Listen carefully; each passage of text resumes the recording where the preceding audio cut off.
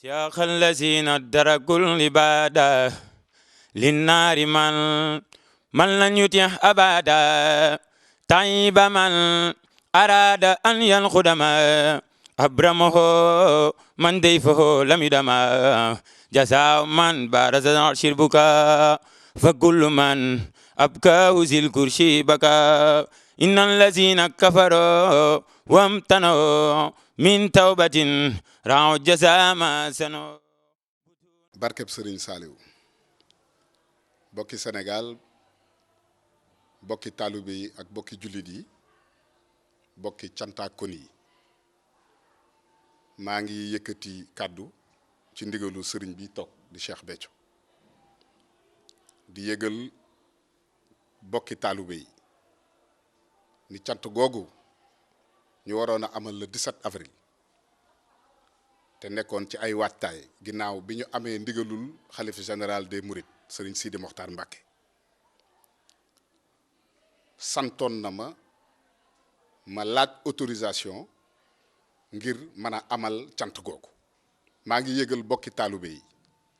ak waa Sénégal gépp ni préfet wu Ndakaaru woolu na ma tey ginnaaw bi ma ko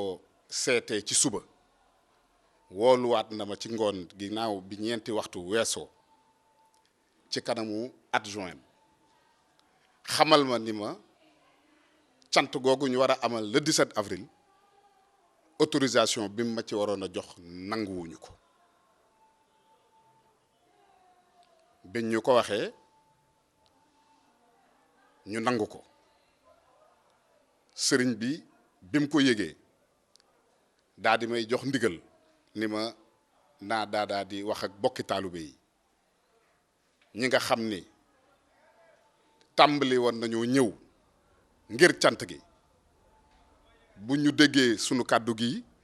nanu toog ñi nga xam ni jot nañoo ñëw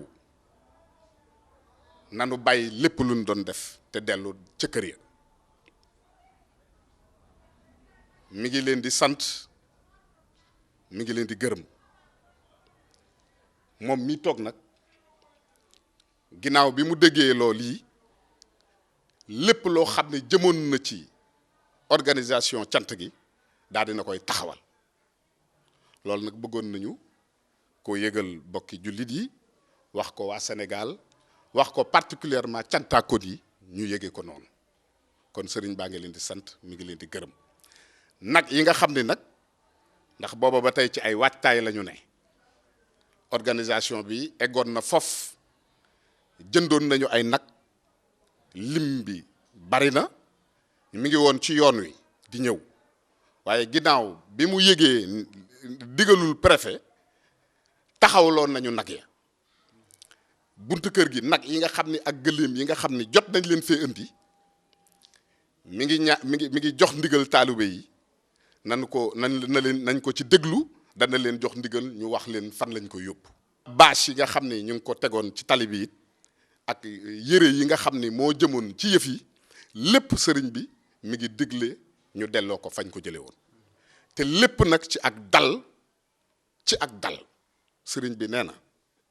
nañ ko def ci ak dal ci ab yar ak i teggin loolu rek la santaane te loolu rek la digle